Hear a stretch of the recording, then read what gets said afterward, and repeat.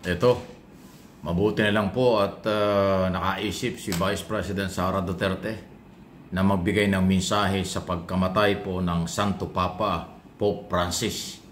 Kahit na minura-mura ito ni Digong Duterte nung siya ang presidente ng ating bansa.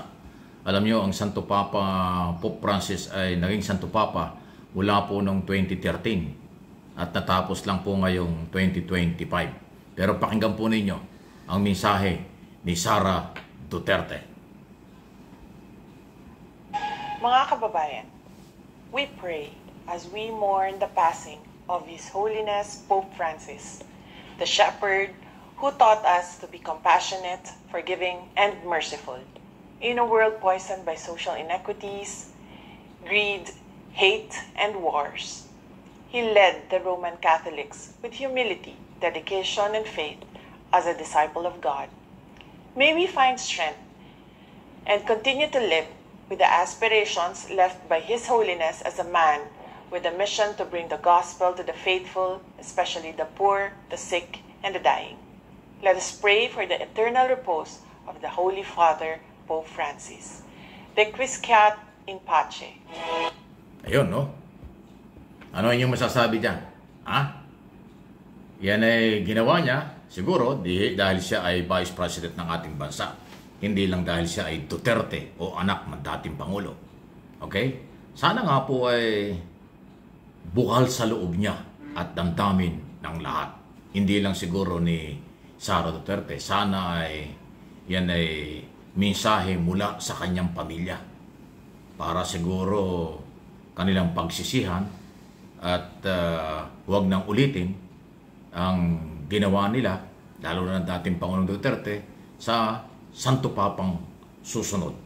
Kasi nga po itong ating Santo Papa ngayon na napakaganda ng record, simpleng buhay, hindi naging maranya, ay hindi naging hindi nang abuso, hindi ho naging nagpakasosyal bilang Santo Papa, naging simpleng tumira sa isang pangkaraniwang apartment dyan po sa Vatican.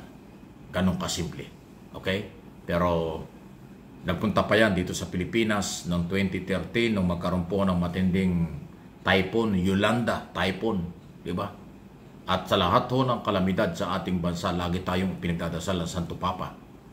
Lahat ng mga kaganapan dito sa ating bansa.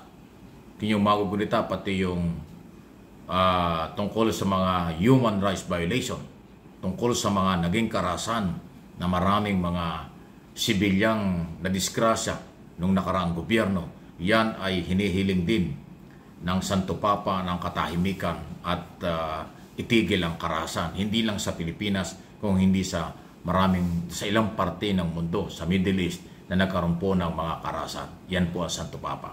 Ngayon, si Vice President Sara Duterte ay may ganyang mensahe. Kaya sinasabi ko lang, base kasi sa record ng kanilang pamilya, lalo na si Digong Duterte, na talagang grabe yung pagmumura dyan ng araw, at kung ano pang mga sinabi sa ating Panginoon. Alam nyo, sa isang Katoliko na bansa tulad ng Pilipinas at maraming bansa, pasintabi na po sa ibang relihiyon, dito sa Pilipinas, majority ng mga Pilipino ay Katoliko. Kaya nasakta ng mga Katoliko nang murahin ito ang Santo Papa ni Digong Duterte. Although yung ibang mga Katoliko nagpapalakpakan at nagtatawanan pa sa mga sinasabi ni Duterte na below the belt sa mga mai-influensyang tao. Pero ngayon, ito't nawala na ang Santo Papa. Ayan po yung mensaheng pakikiramay at iba pa ng anak ng dating Pangulo na si Sara Duterte. So maging halimbawa ito na sana sa mga susunod na araw, irespeto nyo ang Santo Papa. Huwag kayong magmura. Huwag niyong murahin ang leader ng Katoliko. At higit sa lahat, itigil ang mga pagmumura in public, pagmumura on television na nakikita at napapanood sa buong mundo ng maraming tao. Hindi lang ng Pilipino. Kasi sa kanila nanggaling. Naging 2-5 ang mga pagmumura at kawalan ng respeto ng nakaraang administrasyon. Hindi ko nilalahat, pero madalas nangyayari yan. Ang nagsasabi lang na hindi totoo yan, yung kailang mga taga-suporta. Pero on record yan, ang pagmumura at panlalait sa kapwa ay talagang matindi. At yung Operation Tokhang na ngayon ay kanilang kinakaharap dahil human rights violation, crime against humanity na tumitindi dyan sa International Criminal Court. So ayan po, sana ay kanilang baguhin na yung kanilang style.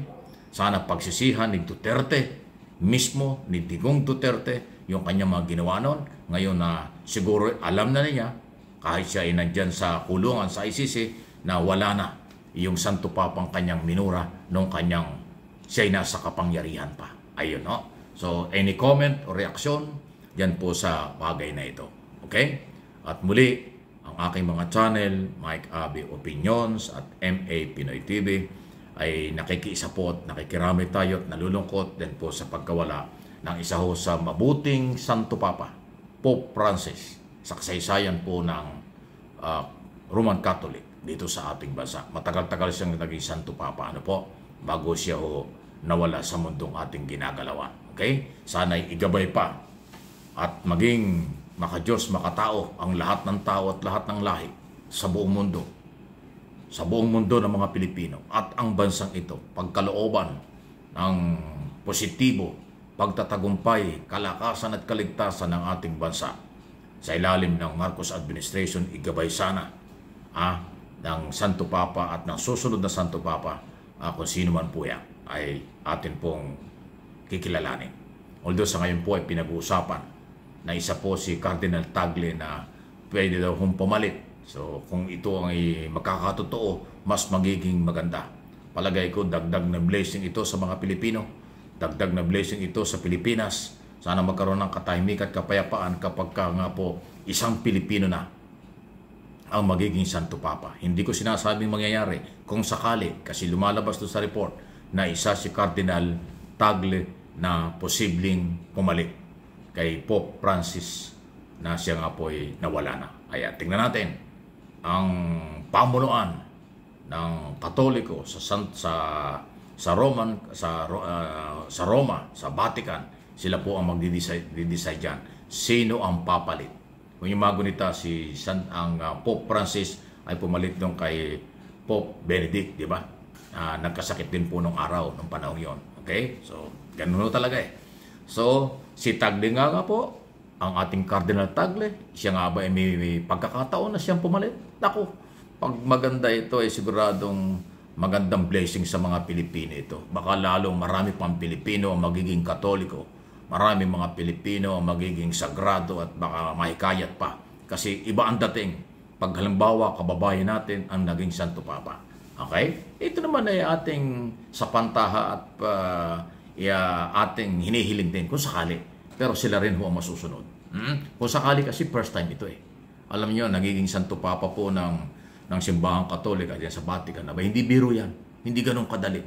Napakaraming pinagdadaanan. At ang pagkatao mo, sagradong pagkatao at makadiyos at lahat, lalo na pagiging leader ng isang simbahang Katolika, ang isa sa pinakamalaking relihiyon sa mundo ay hindi ho pangkaraniwan yan. Kaya kung mabibigyan ng pagkakataon ang Pilipino, katulad ni Cardinal Tagle, abay, talagang welcome natin yan ng napaka-init at masayang kung sakasakali hindi natin pinangungunahan. Please like and share ng ating mga video.